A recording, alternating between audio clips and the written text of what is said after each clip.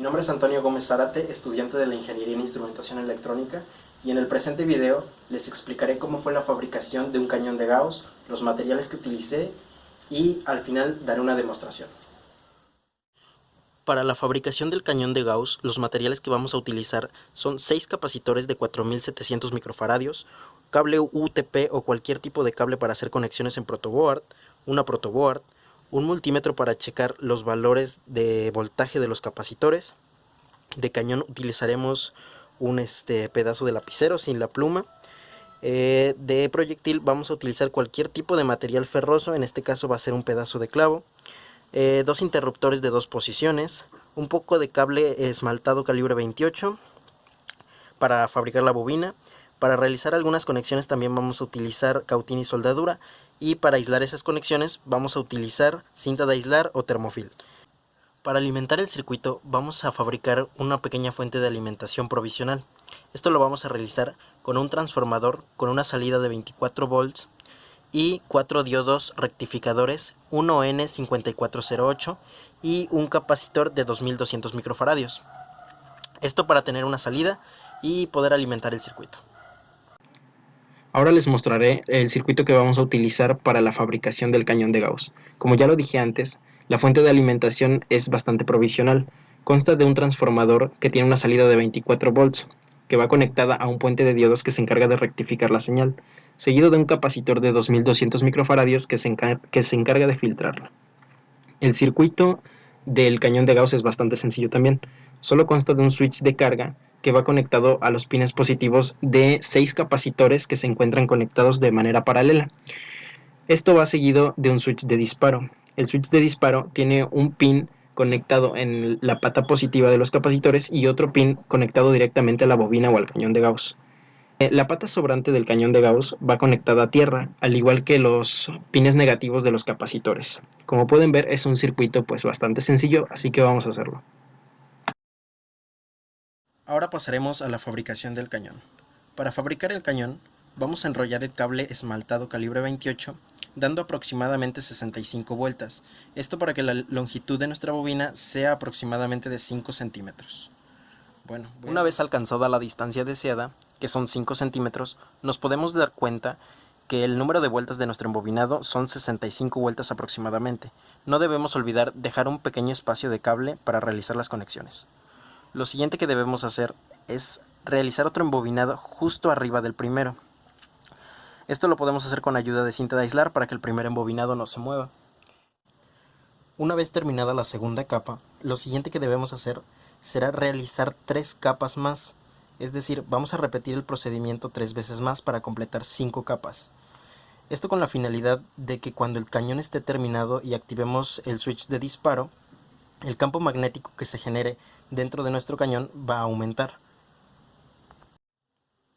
Así quedaría nuestro cañón ya terminado, con 325 vueltas de cable aproximadamente y con una longitud de 5 centímetros. Ahora pasemos al armado de los diodos. Bien, una vez teniendo nuestro puente de diodos y nuestro capacitor, solo nos quedaría conectar al transformador y empezar el circuito del cañón de Gauss. Como se puede ver, ya están conectados los capacitores de forma paralela. Ahora lo que nos queda es soldar los switch a unos pedazos de UTP para poder conectarlos a la protoboard. Y sin olvidar colocarles un poco de termofil para poder aislarlos. Una vez que tengamos todo armado y soldado, es hora de probar. Ahora pasaremos a la comprobación. Al activar el switch de carga, nos podemos dar cuenta que los capacitores comienzan a cargarse gracias a la fuente de alimentación y van a alcanzar el nivel de voltaje que le proporciona la fuente de alimentación. Justo en ese punto podemos desactivar el switch de carga y presionar el switch de disparo. Cerramos switch de carga. Ahora en cámara lenta.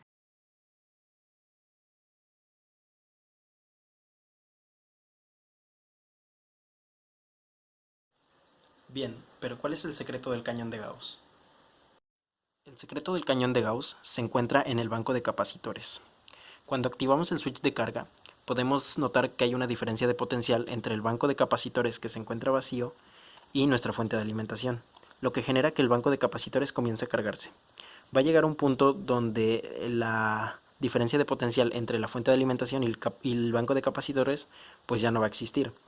Entonces los capacitores se van a cargar al mismo voltaje de la fuente de alimentación. Justo en ese punto podemos apagar el switch de carga y activar el switch de disparo. Cuando activamos el switch de disparo, toda la energía almacenada va a descargarse en la bobina. Bueno, como ya todos sabemos, cuando una corriente eléctrica circula por un alambre de cobre genera un campo magnético. En este caso, el alambre de cobre está enrollado en forma de bobina y esto provoca que dentro de la bobina aumente el campo magnético.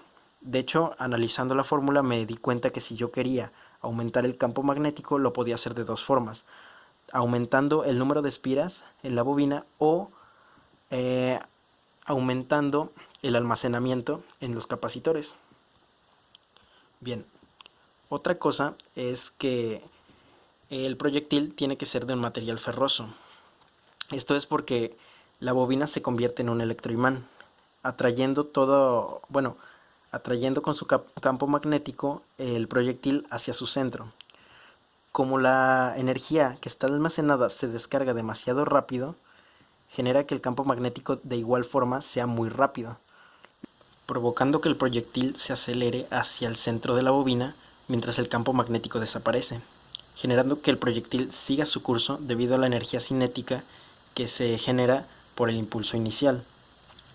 Esto se debe a un efecto como de inercia y provoca que el proyectil salga disparado del cañón.